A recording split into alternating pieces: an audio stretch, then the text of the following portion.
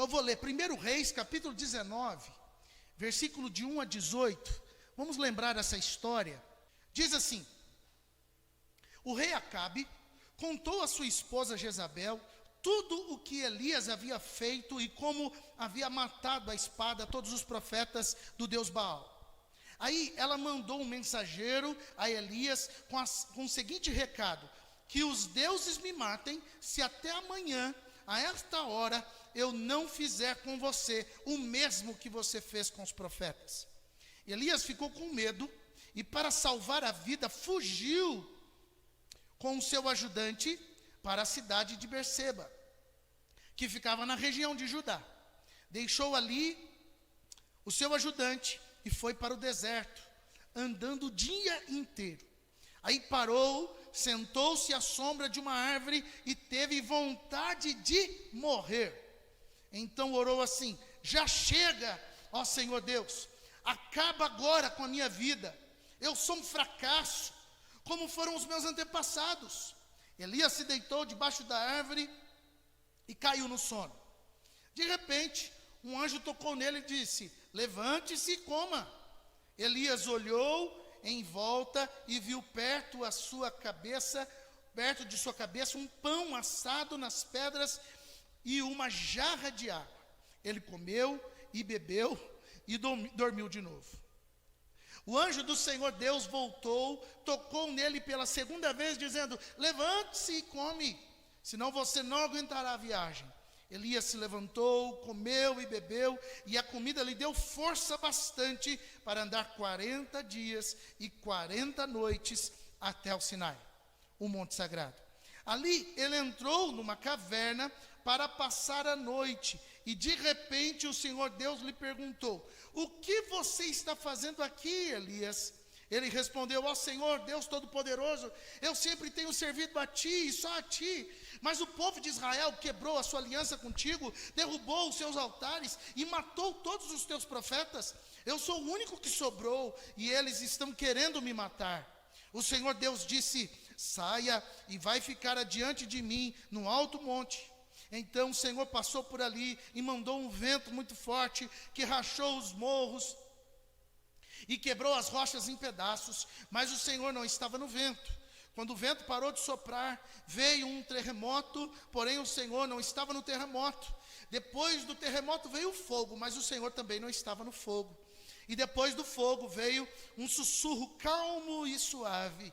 Quando Elias ouviu o sussurro, cobriu o rosto com a capa. Então saiu e ficou na estrada da caverna. E uma voz lhe disse: o que você está fazendo aí, Elias? Ele respondeu: ó Senhor Deus Todo-Poderoso, eu sempre tenho servido a Ti e só a Ti, mas o povo de Israel quebrou a sua aliança contigo, derrubou os teus altares e matou todos os teus profetas. Eu sou o único que sobrou e eles estão querendo me matar. Então o Senhor Deus disse: volte para o deserto que fica perto de Damasco. Chegando lá, entre na cidade e unja Azael como rei da Síria. Unja Jeú, filho de Ninsi, como rei de Israel. E unja Eliseu, filho de Zafate, de Abel, Meolá, como profeta, para ficar em lugar de você. As pessoas que não forem mortas por Azael serão mortas por Jeú, e todos os que escaparem de Jeú serão mortos por Eliseu.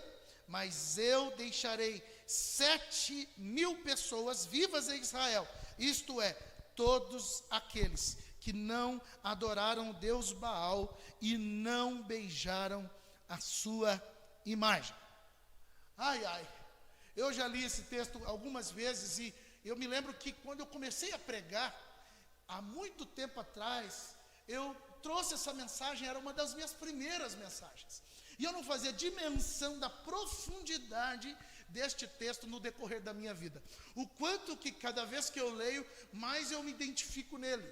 E eu quero utilizar este texto para falar sobre como eu posso me apaixonar pela palavra em tempos de crise. Sim, era um tempo de crise. Primeiro porque o povo de Israel estava sendo afrontado. Como é terrível enfrentar dias de afronta. Como é terrível perceber que parece que nós estamos indo na contramão do vento. Quem é ciclista sabe que o maior companheiro dele ou dela no pedal é o vento contrário. O bendito vento contrário. Eu me lembro que indo para Terenos, Campo Grande a Terenos, de bike, era uma cidade vizinha, eu acho que o pedal dava em torno ida e volta de uns 70, 80 quilômetros, se eu não estou enganado. E o vento contrário era na ida e na volta. Era uma coisa muito esquisita. Parece que aquele companheiro inseparável da gente, querendo fazer a gente parar e desistir. Quantas vezes, indo para Terenos, eu pensei em desistir de pedalar por causa do tal do vento contrário. E você? E nas outras circunstâncias da vida? Quantas vezes eu sou afrontado diariamente, seja por algo que eu ouvi, por algo que eu estou vivendo, por alguma circunstância, seja pelos boletos que eu estou para pagar, seja pela dificuldade com um filho, uma filha, seja pela crise dentro do casamento, eu estou sendo afrontado. E nesses dias, eu posso me apaixonar pela palavra de Deus, mas antes disso, eu sofro, eu calejo a minha alma. Também, neste tempo, eu estou olhando para o texto e percebendo que eles estão vivendo dias de poder e de fraqueza. É uma oscilação entre a euforia daquilo que é grandioso e o fracasso, a melancolia daquilo que eu não dei conta de fazer. Mais um sinal de que a crise, ela abala as estruturas de dentro da nossa vida e fazem com que, exatamente como Elias, num momento eu consigo ser imbatível e derrotar 450 profetas de Baal, mas exatamente no segundo seguinte eu posso estar jogado numa cama e enfraquecido e dizendo que eu não suporto mais. Quando é que foi a última vez que você disse, eu não aguento mais? Quando é que foi a última vez que você disse, eu não estou suportando tamanha afronta?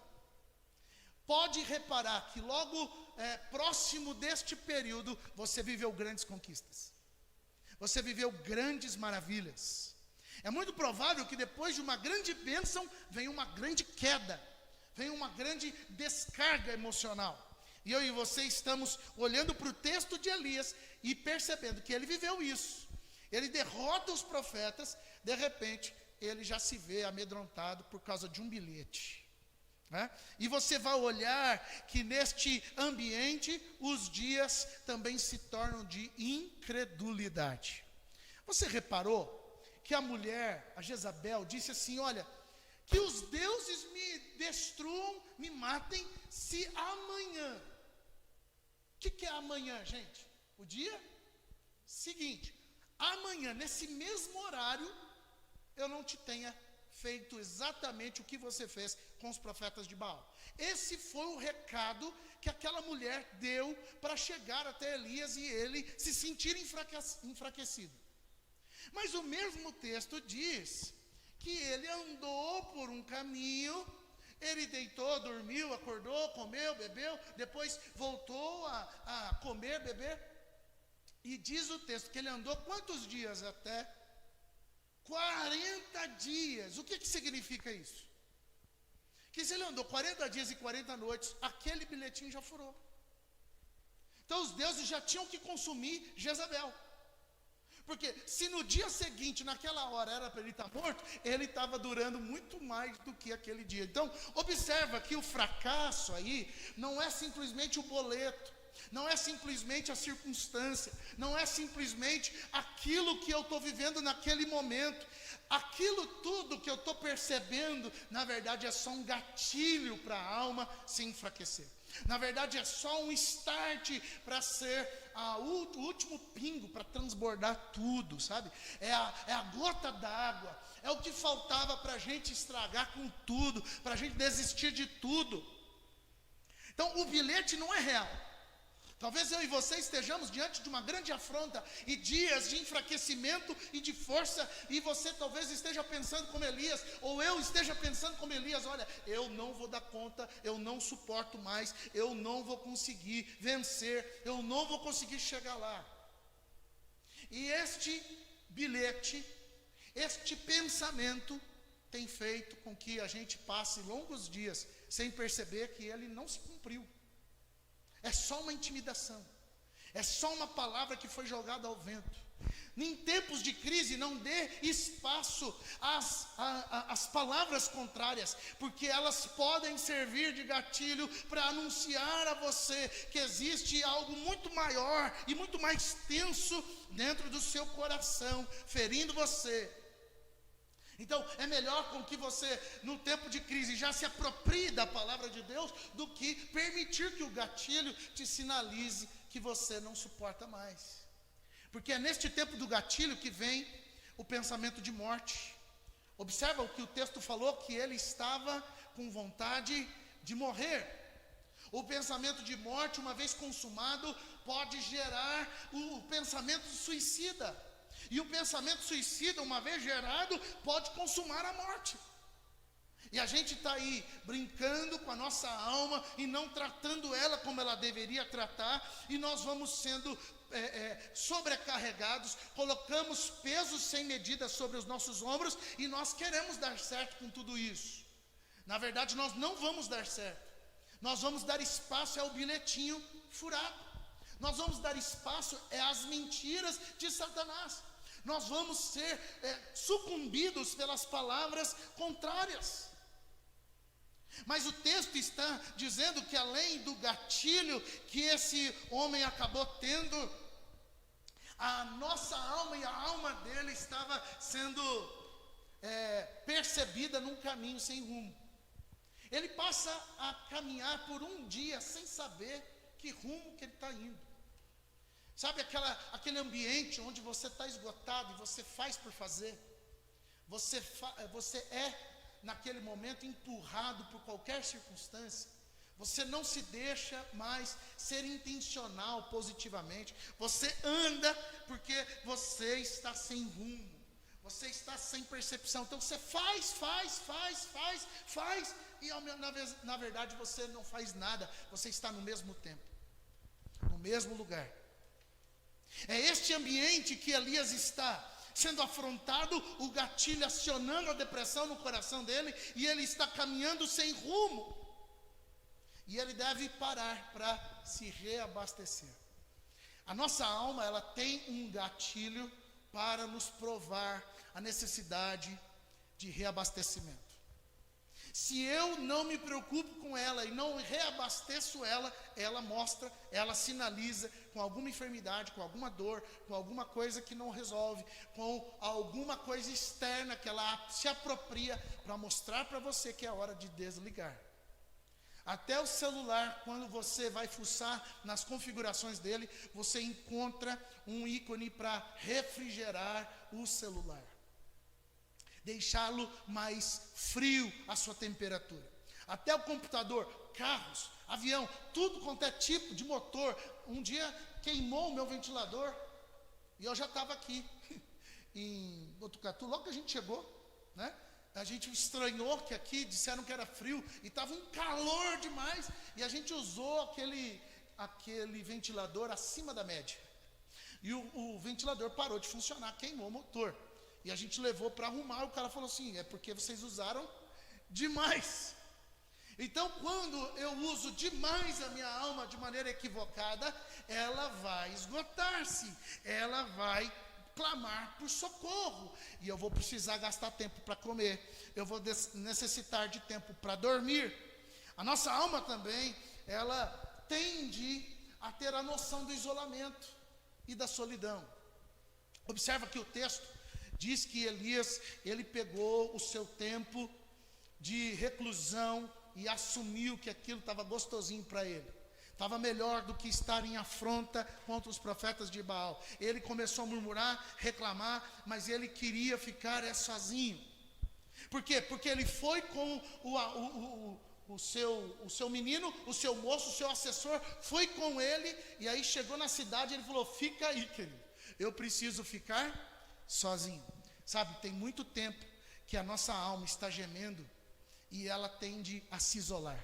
A gente não quer mais conversar, a gente não gosta mais de ouvir voz de ninguém. Olha, no tempo grandioso do meu burnout, eu queria ficar no escuro o tempo todo. E vira e mexe, eu tenho esse sentimento outra vez, de necessitar calar as vozes internas e externas, e ficar isolado. A minha e a sua alma, ela vai provocar esse desligamento. É uma maneira dela dizer, não estou bem. E é assim que a gente acaba encontrando o que Elias também encontrou, uma caverna para tentar descansar. Um lugar que a gente procura para ser o nosso refúgio. E ela cuida da gente, ela protege a gente, como exatamente aquela música do Titãs fala, que o acaso me proteja enquanto eu estiver distraído. Sabe, a gente não tem mais força para lutar, não tem mais força para sobressair. A crise faz isso com a gente. Nós passamos 2 anos em crise no mundo, e o mundo está vivendo este esgotamento. Não se suporta mais nada, não se aguenta mais nada. Quem está vivendo desemprego, hoje eu recebi a notícia de uma moça que tinha acabado de conseguir um emprego, já ficou desempregada outra vez, e a gente percebe nela esse esgotamento de, eu estou tentando, mas não está dando conta. A porta não se abre de jeito algum, e pode ser que você esteja exatamente percebendo que esta crise tomou conta da sua mente, tomou conta do seu coração. E eu queria ministrar algo ao seu coração que deve nortear o seu e o meu. Enquanto eu estava escrevendo, Deus estava falando comigo, Deus estava me animando, porque eu estou enfrentando crises, eu estou num ambiente exatamente como esse que eu descrevi aqui, e isso tocou meu coração. O que me pode fazer apaixonado pela palavra de Deus, sabe o que é? É que no tempo da crise, este tempo tenso que acabamos de dizer, em que a nossa alma está oprimida, em que a gente não quer ver ninguém, não quer falar com ninguém, há a manifestação da voz de Deus. A manifestação da voz de Deus, ela é um lugar, um sussurro, um ambiente, uma atmosfera, pode ser o que for, mas ela não te abandonará no tempo de crise. Porque não é a voz que eu procuro. Aqui nós estamos falando de um personagem que não está mais falando de Deus. Ele acabou de vencer os profetas de Baal, mas ele não está suportando mais falar, clamar a Deus. Você pode reparar que quando a voz parece a ele, ele diz assim, porque eu fiquei sozinho, e eu não estou aguentando mais, e todo mundo quer me matar. Ele não reconhece a voz de Deus como uma voz de tranquilidade, uma voz de apacentamento, uma voz de cuidado. Ele percebe que alguém está ali, ele já solta o descarrego da reclamação, da murmuração. Então eu quero que você lembre que a voz de Deus sempre vai aparecer a você nos tempos de crise sem você pedir. Deus vai se manifestar a você sem você pedir, sem você gritar por socorro. Se ainda você está lutando com as suas forças, tentando prevalecer, querido, pode saber que vai chegar uma hora, e quem sabe pode ser agora, que você recebeu o convite para estar aqui, você recebeu o convite para acessar este YouTube ou no Facebook, e você está conectado aqui agora, e o Espírito de Deus está te falando, pode saber que é de graça. Deus está te procurando para te restaurar, Deus está te procurando para ter um encontro com você, e a voz dele ser uma nova direção para o teu horizonte, e a voz de Deus ser a restauração do teu ânimo, e a voz de Deus ser o alimento que eu e você precisamos. Eu quero que você guarde isso, querido. Deus está procurando um lugar. A palavra de Deus disse isso. Olha, quanto ao Senhor, os meus olhos estão por toda a terra, para mostrar-me forte para com aqueles cujo coração é totalmente meu. O texto não está dizendo que Deus vai se mostrar forte para quem está disponível. O texto vai se mostrar que Deus vai se mostrar forte para quem enfrenta a batalha. O texto está dizendo para quem é meu, para quem tem uma aliança comigo. Ainda que não tenha condições de clamar por socorro, eu estarei ali. A história do Deus que manda uma voz audível para me fazer perceber o cuidado de Deus precisa ser o nosso alimento. E eu quero declarar agora, em nome de Jesus, que a voz do Espírito de Deus sopre no teu tempo, sopre nos ambientes de crise, e Deus fale contigo de maneira soberana. Espírito de Deus, se mova no meio de nós. Não vamos suportar se a crise continuar abalando a nossa estrutura e a gente ficar num ambiente entre a dor e o sucesso, mas não sair do lugar. Eu preciso da tua voz. O teu povo precisa da tua voz. Essa igreja precisa da tua voz, Senhor. Talvez você que está aí na internet, você está paralisado, e eu estou declarando, você precisa da voz do Senhor. Não clama, porque ela já está aqui. Não peça, porque a voz do Senhor já está com você. É o sinal de uma nova restauração. Aleluia! E é por causa disso que eu me apaixono pela palavra, porque a palavra de Deus me orienta neste texto, que Deus restaura a realidade daquele homem. Ao dizer para Elias, o que você está fazendo aí? Deus está dizendo para ele, olha, eu sei, eu entendo a tua dor, eu respeito o que você está sentindo, mas eu não te fiz para estar neste lugar. Eu não te fiz para te ver abalado e jogado às traças. Eu não te fiz para ser um peso morto. Eu não te fiz para ser uma pessoa sobrecarregada e não ter mais recurso na vida. Eu te fiz para andar, para caminhar. Você é um povo caminhante. Eu te fiz para gerar expectativa em você. Eu te fiz para que os sonhos meus sejam realizados em você. Então eu preciso despertar você para a tua real realidade. Sabe, já tinha passado 40 dias. Aquele homem ainda estava com medo de morrer. Mas aquela mulher não encontrou ele no deserto. Ela deve ter caçado, ela deve ter procurado, mas não encontrou. Sabe por quê? Porque até nos tempos de crise, quando Satanás pede a nossa alma, quando as angústias pedem para a gente sucumbir, até ali a mão de Deus nos livra, nos coloca no ambiente de esconderijo, para não ser percebido, para não ser visto, e ao invés da gente ficar por um tempo esquecido, Deus utiliza o nome dele para nos proteger, para que confunda o nosso inimigo, para que o inimigo não tenha poder sobre nós, porque a gente já está fragilizado, a gente já está abatido. Querido, quando eu e você enfrentamos situações como essa, quando a nossa alma está engatilhada, quando nós caminhamos, vivemos dia após dia sem rumo, quando nós estamos com a necessidade de só comer e dormir, quando nós estamos com a capacidade de tentar desligar do mundo e fazer com que o mundo se resolva sozinho, quando você perde a noção de onde você está e de que maneira você vai se render ou vai sair daquilo, a voz de Deus te dá um chacoalhão e troca o teu esconderijo pelo teu reabastecimento.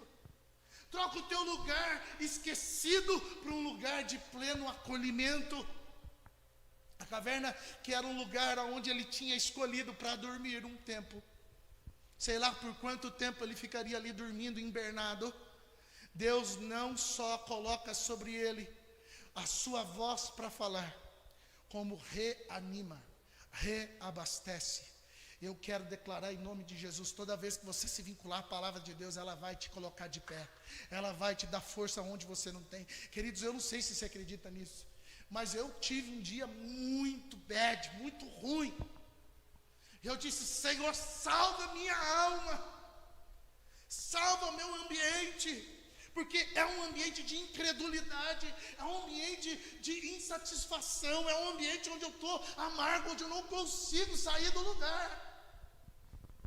E eu decidi sair para me comunicar com um monte de gente, comecei a declarar amor para a gente, e eu comecei a falar com as pessoas, porque eu não queria mais ficar ali.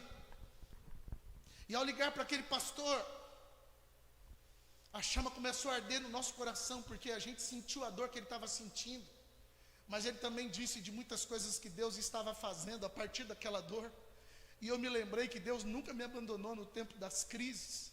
Eu me lembrei que Deus nunca me abandonou quando eu estava sozinho, isolado, quando eu estava esquecido. Até quando a igreja do Senhor Jesus, ou a estrutura, não me via, Deus me viu, porque é que eu ia ficar terminando o meu dia sem saber da poderosa realidade que Ele me coloca, sem saber do que de fato é feito o meu dia de hoje. Ao invés de eu terminar o dia dizendo, hoje é o meu dia de fracasso, hoje é o meu dia de tristeza, hoje é o meu dia de abatimento, eu termino o meu dia dizendo, hoje é o meu dia do reabastecimento. Hoje é o dia de olhar para frente. Aí, querido, eu estou na academia, agora, no período das 6 às 7 horas da tarde, e eu ponho o fone de ouvido e começo a ouvir os Davi Sasser da vida. E eu fiz o exercício todo. Quando foi minha hora de pedalar, a bicicleta estava disponível, e eu saí correndo para pegar a bike. De repente um senhor entrou na bike, eu falei com raiva dele, e eu fiquei sentado ali sem fazer nada, ouvindo aquelas músicas. Querido, eu não sei se você acredita nisso, mas eu comecei a chorar naquela academia. Eu comecei a querer ter vontade de dar glória a Deus. Eu comecei a ter vontade de gritar a presença do Senhor naquele lugar. Mesmo tendo muitas crises, mesmo sendo assolado por uma realidade tensa, cheia de medos, eu pude ver a mão do Senhor dizendo, calma, filho, você está no melhor lugar. Você está na hora da continuidade. Você está na hora de ver o meu agir. Você está na hora de ver a minha trombeta soar e o meu regozijo acontecer. Eu quero declarar em nome de Jesus, você deve se apaixonar pela palavra de Deus, porque ela restaura a tua realidade. Você pensa que está caído, você pensa que está nas últimas forças, você pensa que não tem mais jeito, você pensa que é a última forma, é a última chance, é o último fôlego, mas Deus manda te dizer, não, eu estou contigo para te colocar na continuidade. Eu quero mandar você continuar realizando a obra que eu mandei você fazer. Eu sou o seu Deus. Ah, querido, não dá para não se apaixonar por Deus, não dá para não se apaixonar pela sua palavra, porque além de restaurar a minha realidade, Ele também restaura o meu destino. Ele faz eu olhar adiante de mim e perceber que eu não tenho que dar espaço para viver as minhas guerras.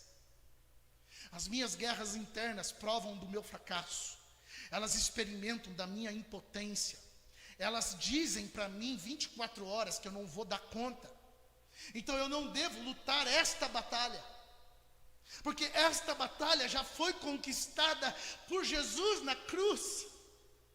Eu só preciso me apropriar da guerra dos propósitos de Deus. Querido, sabe quando o vale, quando a crise se manifesta em nós, sempre se manifesta por causa das guerras internas. As crises nunca vêm por causa das batalhas que Deus coloca para nós vivermos. As batalhas que Deus põe para nós vivermos tem a ver com o propósito dEle. E a gente vai abrindo caminhos, a gente vai abrindo horizontes. É o contrário de paralisação. O propósito de Deus nos coloca na atividade, e a gente nesta atividade vai vencendo. E nesta atividade vai parando, e vai vencendo, e vai parando, e vai se reabastecendo, e vai cuidando. O propósito de Deus envolve a vida integral. O propósito de Deus envolve a saúde de maneira integral. Mas toda vez que eu tenho que descansar demais, porque eu estou fadigado demais, eu estou lutando com uma guerra interna. Toda vez que eu tenho que viver na caverna, andando só por viver, andando só por andar, eu estou lutando das minhas guerras internas, e elas vão tentar nos fazer sucumbir. Elas estão programadas para me fazer desistir de viver. E este é o grande plano de Satanás. Não é ele que faz isso, sou eu que faço, é você que faz. Mas o plano de Satanás é esse, é de matar, roubar e destruir uma joia preciosa como você é. E eu preciso assumir a condição, então, de que eu vivo para os propósitos de Deus. Se eu viver para os propósitos de Deus, tem no propósito de Deus eu prosperar, tem no propósito de Deus eu também passar por dificuldades, tem no propósito de Deus eu ter férias, mas tem no propósito de Deus eu ter muito trabalho, tem no propósito de Deus eu ter dívida, mas também tem no propósito de Deus eu ter a quitação das dívidas. No propósito de Deus eu tenho o mais e o menos, o preto e o branco, aquilo que é mais melhor de bom e aquilo que é mais pior de ruim. Eu olho para o propósito de Deus e vejo vida, mas eu olho para as minhas guerras internas e eu vejo que eu sou um fracasso e que eu não vou dar conta. Para que guerra que você tem olhado? Para qual guerra que nós temos dado a nossa força? Eu confesso a você que por muitas vezes tenho permitido que as minhas guerras internas prevaleçam sobre aquilo que é propósito de Deus.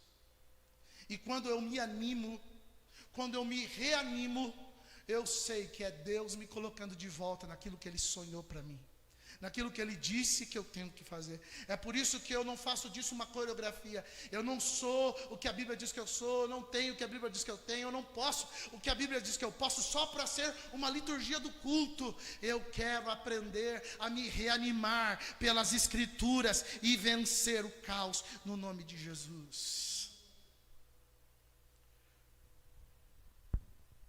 Então o seu alvo, querido, o seu destino, a sua conclusão dos seus problemas está sempre em preparar a nova geração. Você não pode terminar a sua vida sem antes formar uma nova geração. Você não pode terminar o seu ministério sem antes formar uma nova geração. Você não pode terminar o seu trabalho, seja lá ele qual for, sem antes formar alguém para viver o que você deve viver. Ensinar pessoas a viver do projeto de Deus é o nosso negócio. Esta igreja vive para levar pessoas a viver o propósito de Deus, em qual geração for. Nós vivemos para levantar o semblante de outros. Então, querido, não termine em você. A batalha que você está enfrentando agora não é você o tema principal. A batalha que você está enfrentando agora é uma paralisia para bloquear você daquilo que você tem que fazer no outro, naquilo que você precisa reanimar alguém. Mas eu quero declarar em nome de Jesus, a paixão pela palavra vai restaurar teu destino. E você vai aprender de uma vez por todas que você é sim professor da próxima geração. É sim o discipulador da próxima geração. E Deus vai te honrar.